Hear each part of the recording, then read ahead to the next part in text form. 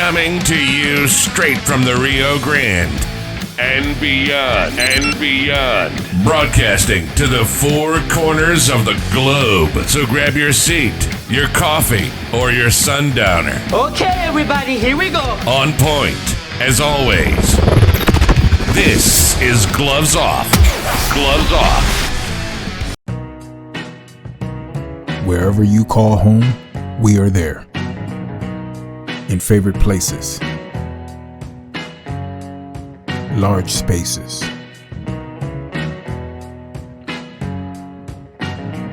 for many homes we have coverage that fits the way you live. And with our home systems protection, you can cover major home appliances and more. We cover more type of homes than ever. Get the coverage you and your family deserves. For a free no obligation quote, visit us online or simply give us a call.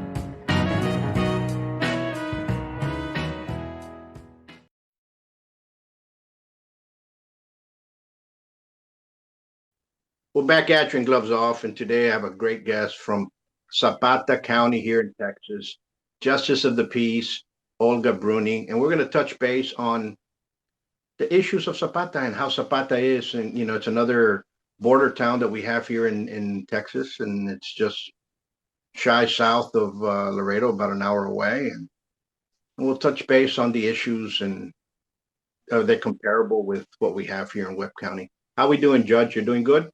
We're doing good. For the record, Judge Olga Bruni. Well, Justice of the Peace, Judge Olga Bruni. Zapata, I love it. It's a small community. We're like a population of 15,000. So it's a small community. We kind of like know all our neighbors. You go to the store, you meet someone, it's somebody you know all the time. So restaurants, everywhere we go, you always know somebody because it's, you know, a small community. And we love our neighboring city, Laredo. Well, especially me, I know we go like maybe twice a week to Laredo. So neighboring cities, we love Laredo.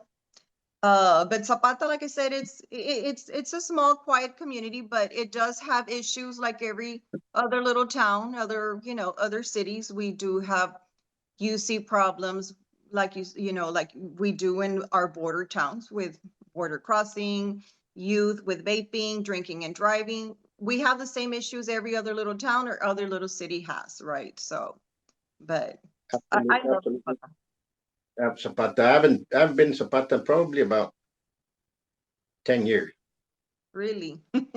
Well, then our lake was one of our popular sites, right? In Zapata, we used to have a lot of fishermen coming from everywhere, but with the drought and the lake being very low, we've actually haven't had that much visitors from out of town for fishing.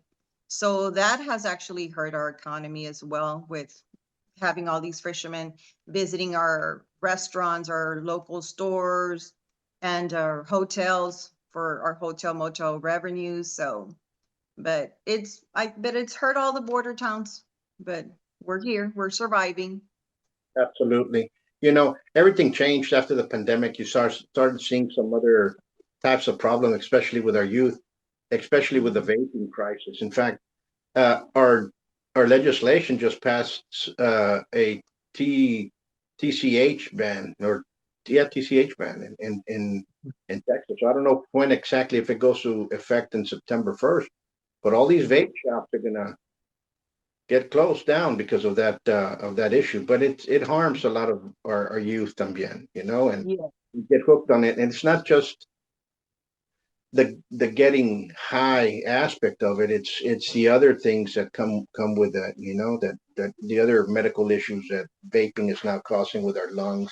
But nonetheless, I think you're correct. I think the issues with our youth are mirroring each other up and down the border and in Texas. You know, those are issues Yes. that we have to. Yeah, What? and then as a justice of the peace, well, actually, like you said, I used to be a county commissioner for 8 years. So my issues were different.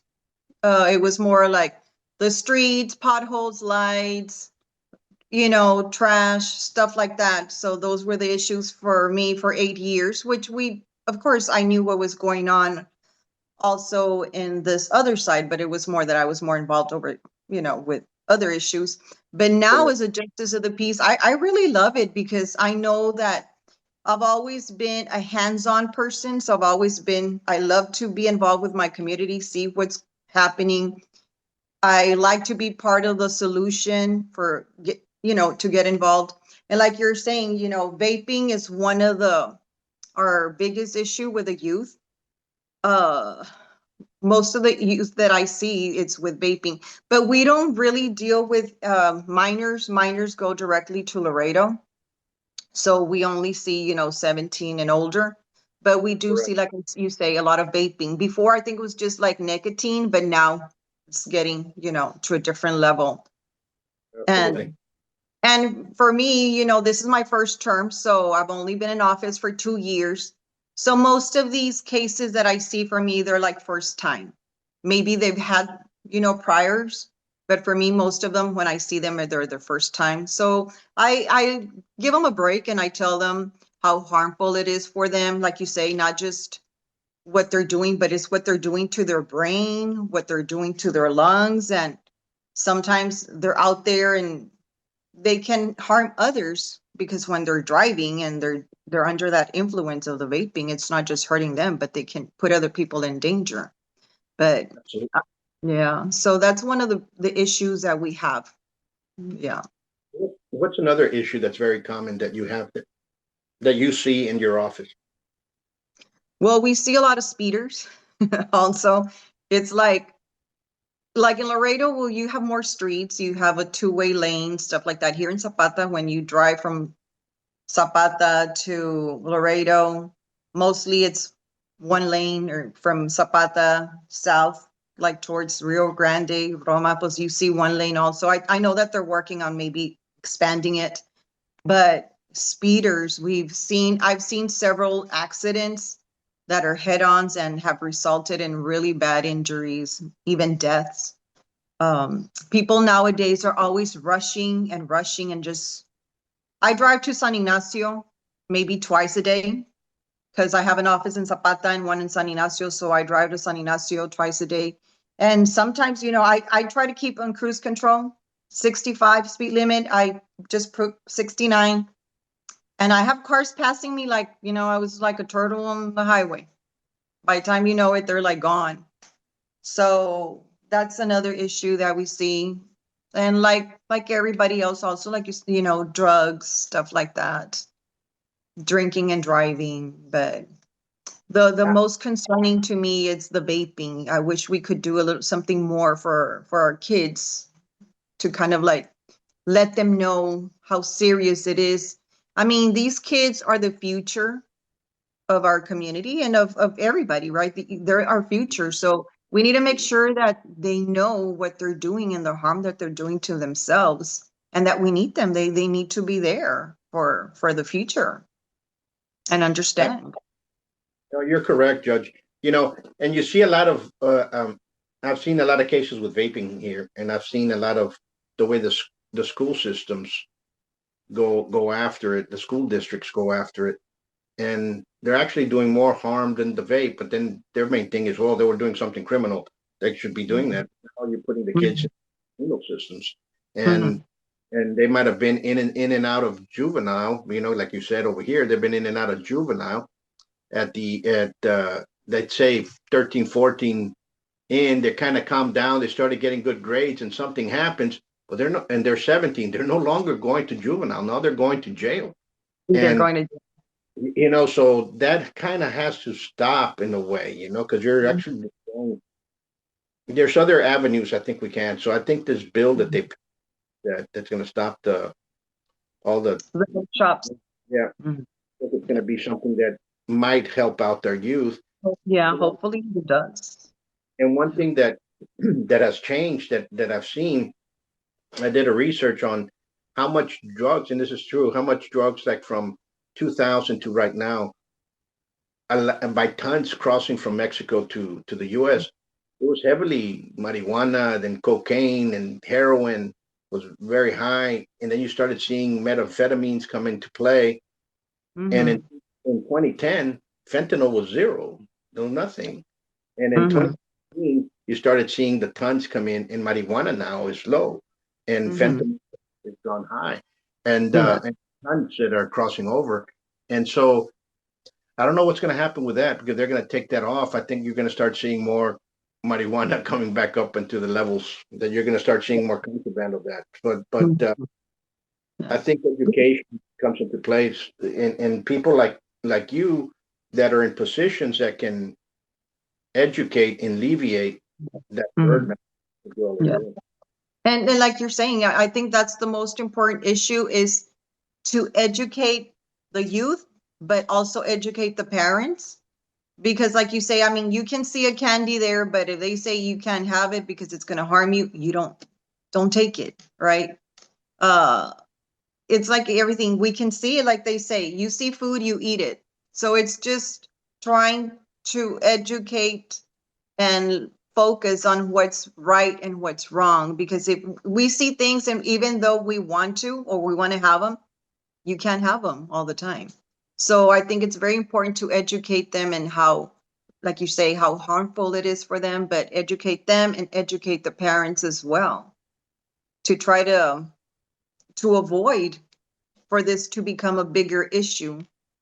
But it's going to take, it takes a lot of work, and it takes a big effort. It takes an effort from a lot of people, not just one person, because usually, like, and especially in a small community like Zapata, you hear, no, pues, the judge let them out. The JP is not doing anything. They're letting them out right away. They're letting the criminals out. It's not about that, because as a justice of the peace, our only one job is just to set a bond according to their charge and according to their criminal history. Okay. So let's say they catch this young kid with a vape, never been arrested before. Of course, let's say it's a misdemeanor A. A misdemeanor A would be like $1,000 bond to 5,000, because there's a chart. So let's say I put $1,000 and I give him a PR bond, meaning a personal recognizance, that he will be signing himself out. He will be responsible for those $1,000 if he doesn't show up to court, and there will be an arrest warrant. But people say, no, lo dejo que se saliera. It's not that you're letting them get out. The thing is that my job was to set a bond. That person is not a flight risk, because those are the things that you need to take into consideration. Is this person a flight risk? Well, he's not. Zapata's a small community. We all know everybody's parents. We know the neighbors. So I know he's not a flight risk, or she's not a flight risk. So you're giving them a PR bond, right? But it's up to our courts, the county court, the district court, to find them whether they're going to serve time or not the JPs. We're not supposed to use this as a form of punishment. You just set a bond, right? And that's, I think, the misconception that people have in Zapata, that they think we are the ones that need to punish them. They arrested so-and-so for theft. Leave them there. I can't leave them there. I just need to set a bond, but no, they say, leave them there. Like, that's not my job. My job is just to set a bond. If he's not a flight risk, he doesn't have a serious criminal record. That's what I need to take in consideration before, coming into, okay, am I going to decision whether am I going to give him a cash surety or a PR bond, the personal recognizance, right? But people need to also know that, understand. Absolutely. And I think that education right there, what you're talking about, people need to understand the jobs and so on and so forth, the different parts of the element, whether the justice of the peace to a district court or to a county court. People think that in some counties, the county judge is the one that acts as a judge in court as well. It just depends on where we're at. But if it's a misdemeanor, it's with county court. If it's a felony, it'll be district court. Correct. So a lot of people do not understand where this is coming from, and they need to be educated on that sense. They have no idea. Here, I don't know how it is in Zapata, but here they believe that even though you have a congressman, they're the ones that control the school districts and they control the city. No, it's that everybody has a different job.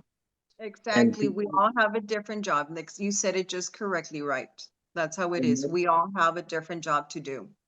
Absolutely. And you have to be able to understand that. And most people don't understand that. You know, No. they blame something that it's not for us, you know. So I It's think like that with me, they kind of make it, well, not just me, I mean like a justice of the peace. They make it seem like you are the prosecutor, you are the judge, and you sentence them.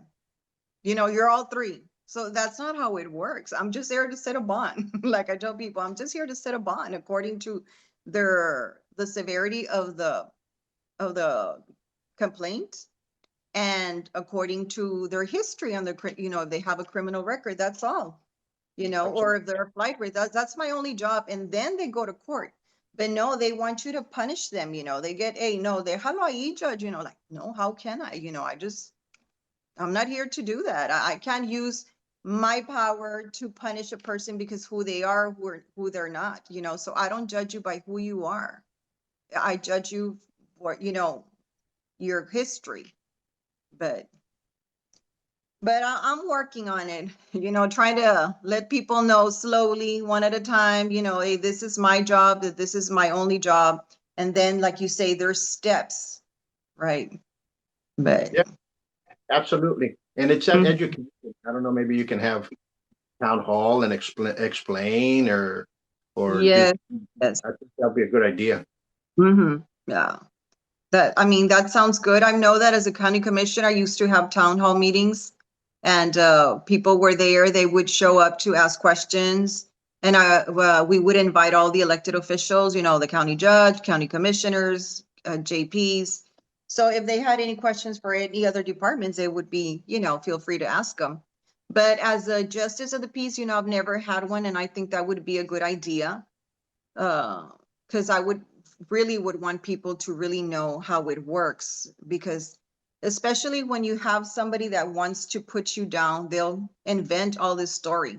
So, and people that are not familiar with how it works, oh, okay, so she's letting people out, oh, so she's letting all the criminals out. So, you know, they start making up stories, and there's, like they say, no hay más que la educación, ¿verdad? The knowledge to let people know how actually things work, or search it yourself. I mean, everything is on Google. Let's say, okay, can a justice of the peace actually do this? Or, you know, try, everything's on the phone nowadays. Instead of believing what people say, Google it yourself and find out what is it really that the JP or the commissioner can do, and you'll find out. Everything is there. You know, the research, people are lacking research to Yes, exactly. Just research it. and you're correct. Everything is there. Mhm. Everybody's done something, but something about what you mentioned, the people are they're jealous and they talk bad. You know, Mhm. when there's, you know, what's the church used to say that if you have enemies, that means that you stood up for something good. Mm-hmm. So, Yes. so if you're doing a good job, you're going to have somebody out there criticize that you're not, but you're doing a Mm-hmm. good. Yeah. And some people, you know, unless dramatically you're not doing a good job, you know what I'm saying. There's a difference, Yeah. but Mm-hmm. there's a difference between actuality and punctuality in the sense that the person. I'm specifically stating that they're not doing a good job because guess what? Every time they do the road breaks down after 3 months. We need to make sure that they're doing it correctly in Yeah. comparison, you know. Mm-hmm. But Yes. tell me this, Judge. When's your reelection coming in? Is it this year or early next Next year or what? year, early next year, March the 3rd. March the 3rd is reelection. In Zapata, we all already started. You see signs everywhere in Zapata. I guess, you know, one person got everything started, so we all just followed. And Zapata really doesn't have an ordinance like other counties or cities do, where they only have the 90-day grace period where you can't put up signs until 90 days. I don't think we have one. Well, I don't, not that I don't think, we don't, because if not, signs wouldn't be up. So we don't have one here in Zapata. So everybody just started putting up signs early. And by the time election comes, all these signs are going to be gone with the wind or very brittle and burned out with the sun. So my husband already told me que ya no me iba a comprar signs. So, but yeah, we started early. But like they say, the day one that you win election, you keep campaigning, you keep talking to people. You're never done with campaigning. Every day, I'm always available, accessible, because as a justice of the peace, we need to understand that the main part of being a justice of the peace, if you want to be a good justice of the peace, you have to be available 24 hours a day, 7 days out of the week. And that's what makes a good justice of the peace, because we are elected to do one job, to serve the community, and I love it. I've always done it. So it's not hard for me to do something that I've always done, right? You So mentioned you mentioned earlier that you were a county commissioner. yes, for 8 years. How did you see that transition into justice of the peace? What were the changes that you Really, the only change is that I'm more, ¿cómo se dice? Like, that I have to be in the office. I don't know what the word is. I can't say like incarcerated to an office, but now I'm more bond, or how do you say, like, to an office. And as a commissioner, I was always out and about. I would drive the little mowers. I would help the guys cut grass. I was out there with a weed eater, picking up trash. So when I was a county commissioner, I was more of a hands-on outside, trying to, I was out there with a crew. And as a justice of the peace, I'm more in, it's more of an office work. So that's the only difference. So I like both. I can't say which one's better, because both of them consist of working with a community. You're involved with a community. So both are good, different, very different, but still I enjoy both of them. I'm happy that the people gave me the opportunity to experience both sides of being involved in one part of one side of the community job, and the other part of, of the community, the other part of, which is, the law part, and then the budget part. So I kind of like did both. So I want to thank everybody for giving me that opportunity to say that I was actually able to work with them in both sense of the job in our community of Zapata.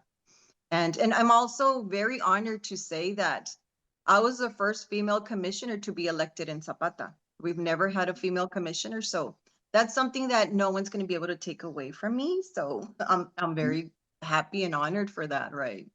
So when you become number one in something, the first one, nobody can take that away. And no, those are positions that, sorry, but it's already taken. it's And already taking it to my grave. But yes, I'm very honored, and I appreciate all these people that helped me, earn that, right? But I love it. I mean, I love it. I'm just hoping that the people in Zapata will continue to give me the opportunity to continue serving them. Pero at the end of the day, it's whatever God says, ¿verdad? Lo que Dios quiera y lo que la gente quiera, ¿verdad? I'm in the hands of God and the people. So it's their choice, but I'm here to serve. Here's another question, Judge. Okay. What would you like to change within your power that's going on right now, and say, you know what, I would like to implement this, change this. This is something that we need, that that you can do that. Well, first of all, like I've said, like I told you, I've always been involved with the community. But most of it has been with youth, Little League, catechism, PTO. So everything has to do with youth. What I would like to see, it's a place here in Zapata where, like we were talking about, try to have some kind of center where we know that a young youth needs some kind of help, that is going through issues at home or at school, that they can feel comfortable going to the center, talking to someone, say, okay, what is your issue? What is going on? Why are you thinking that you have to do this or do that? I mean, something. Zapata, like I said, is very small. Our budget consists of just our tax revenue. So it's not much. Like I said, we're a community of 15,000. So we don't have that much. I know that we've tried with whatever monies we have. We've been able to survive. But that's what I would want to see, something more that's there available for our youth, because like we're saying, they are the future. Once we're not here, they have to continue and and hopefully it can stay and get better. But we need something for our youth to educate them besides being educated in school, which it's numbers, whatever. We need somebody to educate them and getting them prepared for the real life, right? So that's what I would want to see more here in Zapata. Absolutely, and it needs to happen because that thing with the youth that you're saying, that those problems are mirrored throughout, and if we do not help the youth, whether it's a small town or a bigger city or even inner cities like in of San Antonio and Dallas and so on and so forth, the same problem exists, and we have to help all of them. And Yeah. we're not doing that, and No. we're forgetting that, and that's the problems that we're having. And once you start associating and people become, how can I put it, accepted. That's the number one thing people want to be, accepted. They can be Yes. accepted into a gang, and a gang will accept you. And there's other and you feel that acceptance. That's kind of like a pride kind of ego manifest. You know what I'm saying? And so we Yeah. have to give them something that we can elevate their senses a little bit more. And whether it's in sports, whether it's what have you, and we need that. We need that, and Yeah. Laredo as well as Zapata, we need more of that, which we don't have. And I know Laredo has helped Zapata out a lot because, like I say, whenever there's any kind of juvenile problems, I know we take them to Laredo. When women need shelter, there's also a shelter in Laredo for women. I mean, I wish we had all that here in Zapata, but again, we don't have the resources. So we really appreciate that Laredo has been there for us and helping us out as well. Um, it's not that far. People say, pues, we have to go all the way to Laredo. It's not really that far. If you live in Laredo, it takes you an hour to get somewhere. Or you live in San Antonio, it gets you 30, 40 minutes to get somewhere. So I really appreciate that Laredo has been there for Zapata to help out also as well. But do we need those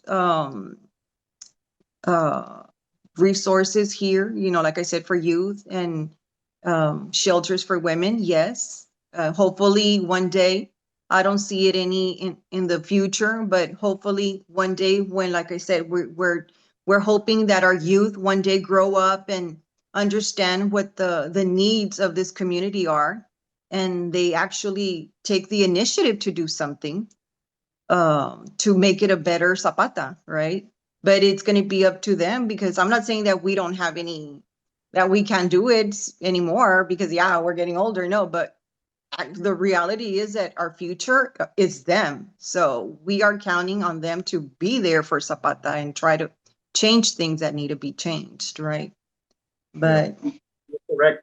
But Laredo's always been that way. That the helping hands. It's always been. yeah, And yes, for the small community. Yeah. One with the other. But Mhm. and those resources are there, and they're supposed to be open to. But I think Yes. it's something. Those are some goals that I think you as a leader in Zapata should start looking towards, trying to push them. Yes, definitely, definitely. And like we were talking about, especially try to do something with the vaping with our youth, try to see what we can try to bring to Zapata. I'm going to try to see if I can talk to somebody in Laredo that they have more programs for our youth to let them know and educate them on the harmful, how harmful it is, and take it from there. There's just so much we can do, but we can try, echarle ganas, right? That's all we can do. We can't give up on them and say, hey, pues ni modo, they're already hooked. No, we can't give up on our youth. We need to continue fighting and make sure that they're ready for the future. I'm going to tell you one thing. We're gonna, they removed that. I don't know when the law goes into effect. I don't know if it's an immediate or it's in September 1st or January. But as soon as that law is implemented and all these vape shops and everything else starts closing down and all that happens with the TCH